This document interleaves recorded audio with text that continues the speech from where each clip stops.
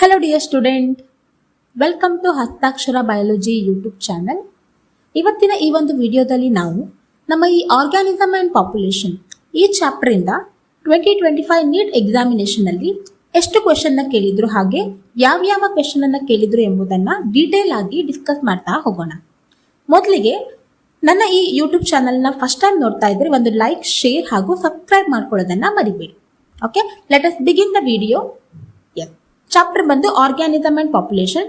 2025 NEET exam ಅಲ್ಲಿ total ಆಗಿ 4 question ಅನ್ನ ಕೇಳಿದ್ದಾರೆ. ಅಂದ್ರೆ ತುಂಬಾ ಇಂಪಾರ್ಟೆಂಟ್ ಅಂತ ಆಯ್ತು, ಹೌದಾ? ಮೊದಲಿಗೆ ಯಾವ ಕ್ವೆಶನ್ ಅನ್ನ ಕೇಳಿದ್ದಾರೆ ಅಂತ ನೋಡ್ತಾ ಹೋಗೋಣ. First question, what is the first question here? ಏನಂತ ಕೊಟ್ಟಿದ್ದಾರೆ ಇಲ್ಲಿ? ಫಸ್ಟ್ ನೀವು ಏನ್ ಕೀವರ್ಡ್ ಇದೆಯಲ್ಲ ಅದನ್ನ ಯಾವತ್ತು ಅಂಡರ್ಲೈನ್ ಮಾಡ್ಕೊಳ್ಳೋದನ್ನ ಕಲೀರಿ. ಓಕೆ, ಏನ್ ಕೊಟ್ಟಿದ್ದಾರೆ ಇಲ್ಲಿ? Epiphyte. Epiphyte that are growing on the mango branch is an example of which of the following? So the epiphyte which are growing on the mango branch is an example for which of the following? Definitely this question is based on which concept ಹೇಳಿ? ಯಾವ concept ಮೇಲೆ ಕೇಳಿದ್ದಾರೆ ನಿಮಗೆ ಗೊತ್ತಿದೆ? Interaction, ಹೌದಾ? ಈ interaction ಈ ಒಂದು ಕಾನ್ಸೆಪ್ಟ್ ಮೇಲೆ ಈ ಒಂದು ಕ್ವೆಶನ್ ಇರೋದು. ಸೊ ಮೊದಲಿಗೆ ನೋಡೋಣ ಏನಿದು ಎಫಿಫೈಟ್ಸ್. ಎಫಿಫೈಟ್ಸ್ ಅಂತ ಹೇಳಿದ್ರೆ ಎಫಿ ಅಂತ ಹೇಳಿದ್ರೆ above the plant. So epiphytes is the group of plant which is growing on the another plant. They are called as epiphyte. Epiphyte ಗೆ ಒಂದು ಕಾಮನ್ ಎಕ್ಸಾಂಪಲ್, ಸೊ ನಮ್ಮ NCERT ಅಲ್ಲಿ ಕೊಟ್ಟಿರುವಂತಹ ಎಕ್ಸಾಂಪಲ್ ಬಂದು ಆರ್ಕಿಡ್, ಹೌದಾ? Orchid is an example for epiphytes, ಹೌದಾ? ಈ orchids ಗಳು ಎಲ್ಲಿ ಗ್ರೋ ಆಗುತ್ತೆ ಹೇಳಿ? It growing on the branch of mango, ಹೌದಾ? ಸೊ ಇದು ಬಂದು ಮ್ಯಾಂಗೋಗೆ ಯಾವುದೇ ರೀತಿ ಬೆನಿಫಿಟ್ ಇಲ್ಲ, ಅಂದ್ರೆ ಇದು ಬಂದು 0. ಓಕೆ, ದೆನ್ ಆರ್ಕಿಡ್ಸ್ಗೆ ಏನೋ ಒಂದು ಬೆನಿಫಿಟ್ ಸಿಗ್ತಾ ಇದೆ. ಏನ್ ಬೆನಿಫಿಟ್ ಸಿಗ್ತಾ ಇದೆ ಹೇಳಿ? ಸೊ ಆರ್ಕಿಡ್ ಅದಕ್ಕೆ ಬಂದು ಶೆಲ್ಟರ್ ಸಿಗ್ತಾ ಇದೆ.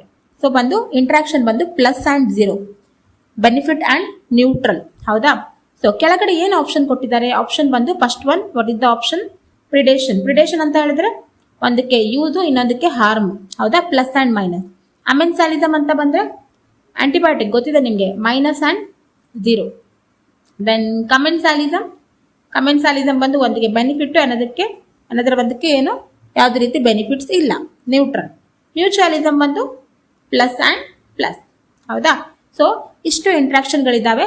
Epiphyte that are growing on the mango branch is an example for. ಇಷ್ಟು ಕ್ಲಿಯರ್ ಆದಂತಹ ಕ್ವೆಶನ್ ಅಲ್ವಾ? ಸೊ ಯಾವುದೇ ರೀತಿಯಾದಂತಹ ಡೌಟ್ ಇಲ್ಲ, ಡೈರೆಕ್ಟ್ಲಿ ನಾವು ಇದನ್ನ ಟಿಕ್ ಮಾಡ್ಬೋದು. ಏನು? ಕಮೆನ್ಸಾಲಿಸಮ್ ಆರ್ಕಿಡ್ಸ್ಗೆ ಬೆನಿಫಿಟ್ ಆಗ್ತಾ ಇದೆ, ಮ್ಯಾಂಗೋಗೆ ಯಾವುದೇ ರೀತಿಯಾದಂತಹ ಬೆನಿಫಿಟ್ ಆಗ್ತಾ ಇಲ್ಲ.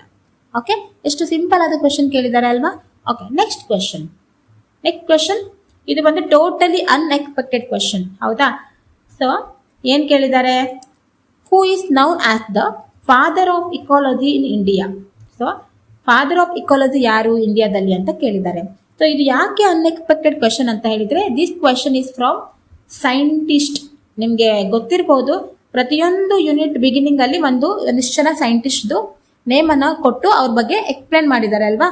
ಸೊ ಮುಂದಿನ ಎಕ್ಸಾಮ್ ಅಂದ್ರೆ 2026 ನೀಟ್ ಎಕ್ಸಾಮ್ ಅಲ್ಲಿ ನಾವು ಈ ಸೆಕ್ಷನ್ ಅನ್ನು ಕೂಡ ಕವರ್ ಮಾಡಬೇಕಾಯ್ತು, ಹೌದಾ? ಏನ್ ಕೇಳಿದ್ದಾರೆ ಕ್ವೆಶನ್ ಬಂದು? Who is known as father of ecology in India? So ಇದಕ್ಕೆ ಡೈರೆಕ್ಟ್ ಆನ್ಸರ್ ರಾಮದೇವ್ ಮಿಶ್ರಾ. ನಮ್ಮ ಈ ಇಕಾಲಜಿ ಯೂನಿಟ್ ಅಲ್ಲಿ ಈ ರಾಮದೇವ್ ಮಿಶ್ರಾ ಇವ್ರದ್ದು ಬಂದು ಹಿಸ್ಟ್ರಿಯನ್ನ ಕೊಟ್ಟಿದ್ದಾರೆ, ಸ್ವಲ್ಪ ನೀವು ಅದನ್ನ ನೋಡ್ಕೊಳ್ಬೇಕಾಗತ್ತೆ. Ramdev Mishra is called as father of ecology in India. Okay, then next question. So third question ಬಂದು ತುಂಬಾ ಒಂದು ಕಾಂಟ್ರವರ್ಷಿಯಲ್ ಕ್ವೆಶನ್ ಅಂತಾನೆ ಹೇಳ್ಬೋದು ಇದನ್ನ, ಹೌದಾ? ಸೊ ಏನು ಸ್ಟೇಟ್ಮೆಂಟ್ ಬೇಸ್ ಇದ್ರ ಮೇಲೆ ಕ್ವೆಶನ್ ಅನ್ನ ಕೇಳಿದ್ದಾರೆ. ಫಸ್ಟ್ ಸ್ಟೇಟ್ಮೆಂಟ್ ಏನಿದೆ? ಸೊ ನಿಮಗೆ ಗೊತ್ತಿರ್ಬೋದು, ಇಲ್ಲಿ ಫಿಗ್ ಅಂಡ್ ವ್ಯಾಸ್ಪ್ ಈ ತರ ಒಂದು ಕ್ವೆಶನ್ ಬಂದಿರೋದ್ರಿಂದ definitely it's also based on the interaction.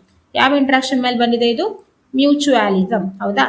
Mutualism ಈ ಇಂಟ್ರಾಕ್ಷನ್ ಮೇಲೆ ಬಂದಿರುವಂತಹ ಕ್ವೆಶನ್. ಸೊ ಫಸ್ಟ್ ಸ್ಟೇಟ್ಮೆಂಟ್ ಅನ್ನ ಓದ್ತಾ ಹೋಗೋಣ. ಏನ್ ಸ್ಟೇಟ್ಮೆಂಟ್ ಕೊಟ್ಟಿದ್ದಾರೆ ಇಲ್ಲಿ? ಸ್ಟೇಟ್ಮೆಂಟ್ ಬಂದು fig fruit is a non vegetarian fruit as it is enclosed fig wax in it. Fig fruit ಬಂದು ಒಂದು ನಾನ್ ವೆಜಿಟೇರಿಯನ್ ಫ್ರೂಟ್ ಅಂತ ಹೇಳ್ತಾ ಇದ್ದಾರೆ. ಏನಂತ ಹೇಳ್ತಾ ಇದ್ದಾರೆ? Non vegetarian.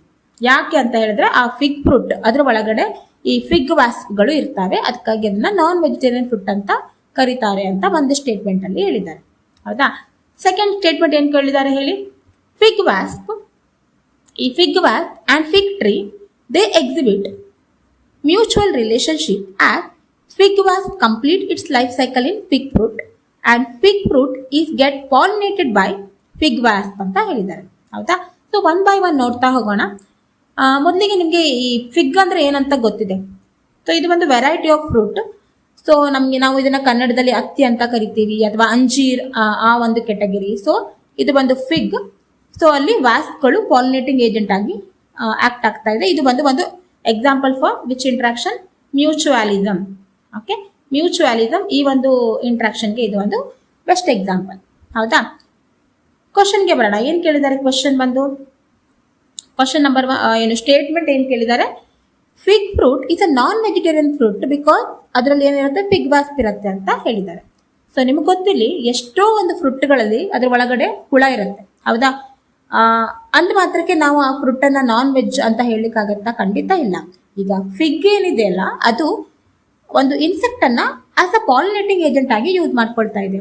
ಸೊ ನಿಮ್ಗೆ ಗೊತ್ತಿದೆ ಎಷ್ಟೋ ಒಂದು ಇನ್ಸೆಕ್ಟ್ ಗಳಿದ್ದಾವೆ ಅಥವಾ ಪ್ಲಾಂಟ್ಸ್ ಗಳಿದ್ದಾವೆ, ಅವು ಇನ್ಸೆಕ್ಟ್ ಗಳನ್ನ ಆಸ್ ಅ ಪಾಲಿನೇಟಿಂಗ್ ಏಜೆಂಟ್ ಆಗಿ ಯೂಸ್ ಮಾಡ್ಕೊಳ್ತಾ ಇದೆ ಅಂತ ಮಾತ್ರಕ್ಕೆ ಅದನ್ನ ನಾವು ನಾನ್ ವೆಜ್ ಅಂತ ಕನ್ಸಿಡರ್ ಮಾಡ್ಲಿಕ್ಕಾಗತ್ತಾ? ಖಂಡಿತ ಇಲ್ಲ. ಹೌದಾ? So definitely fig fruit is not non veg. Okay, so definitely this statement is wrong. Okay, fig fruit ಇದು ನಾವು ಒಂದು ವೆಜ್ ಕ್ಯಾಟಗರಿ ಅಂತಾನೆ ಹೇಳ್ಬೇಕಾಗತ್ತೆ. Okay, next statement 2 fig wasp and fig tree they exhibit mutual relationship as fig wasp complete its life cycle in the fig fruit. So ಇಲ್ಲಿ ತನ ಏನು ತೊಂದರೆ ಇಲ್ಲ. ಸೊ ನಿಮ್ಗೆ ಗೊತ್ತಿದೆ ಈ ಫಿಗ್ ಮತ್ತೆ wasp this the best example for 1-to-1 mutualistic relationship. ಹೌದಾ? ಸೊ ಅವ್ರು ಏನಾಗುತ್ತೆ, ಯಾರು they can complete their life cycle ಅಂತ ನಮ್ಮ ಈ NCERT ಅಲ್ಲಿ ಕೊಟ್ಟಿದ್ದಾರೆ. ಇಲ್ಲಿ ತನ ಈ ಲಾಸ್ಟ್ ಲೈನ್ ತನ ಏನು ಸೆಕೆಂಡ್ ಲೈನ್ ತನ ಕರೆಕ್ಟ್ ಆಗಿದೆ. ಈ ಲೈನ್ ಇಲ್ಲಿಂದ ನೀವು ಓದ್ತಾ ಹೋದ್ರೆ ಏನಂತ ಇದೆ? Fig fruit gets pollinated by the fig wasp ಅಂತ ಇದೆ. ಸೊ ನೀವು ಹಿಂಗೆ ಸುಮ್ಮನೆ ಓದ್ಕೊಂಡೋದ್ರೆ ಗ್ಯಾರಂಟಿಗೂ ಏನಂತ ಹಾಕ್ತಿದ್ರ?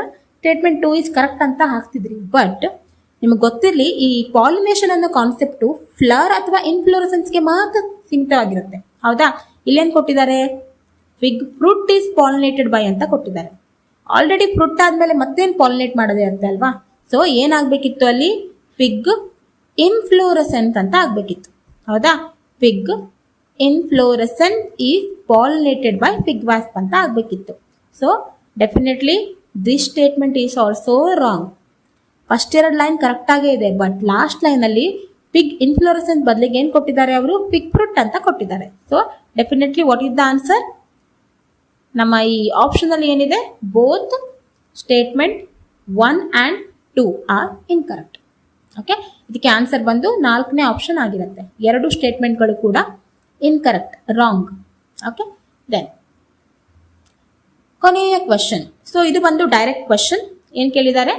ಇದು ಒಂದು ಫಾರ್ಮುಲಾನ ಕೇಳಿದ್ದಾರೆ ಅವರು. ಏನ್ formula? Which of the following equation represent Verhulst Pearl logistic growth model. So simply what is this? This is nothing but logistic growth. Logistic growth ಮಾಡೆಲ್ದು ಏನ್ ಫಾರ್ಮುಲಾ ಅಂತ ಕೇಳಿದ್ದಾರೆ. ನಿಮ್ಗೆ ಗೊತ್ತಿರುತ್ತೆ ಏನ್ ಫಾರ್ಮುಲಾ ಹೇಳಿ? ಇದು ಸಿಂಪಲ್ ಕ್ವಶನ್ ಕೇಳಿದ್ದಾರೆ. dn by dt equal to r into n then bracket ಏನು k minus n divided by k. Okay, so ಇದು ಬಂದು ಆನ್ಸರ್ ಆಗಿರುತ್ತೆ. ಡೈರೆಕ್ಟ್ ಕ್ವಶನ್ ಅನ್ನ ಕೇಳಿದ್ದಾರೆ. dn by dt equal to r into n k minus n divide by k. ಎಲ್ಲಿದೆ ಹೇಳಿ option? Option ಬಂದು 4th option correct ಆಗಿದೆ. ಹೌದಾ?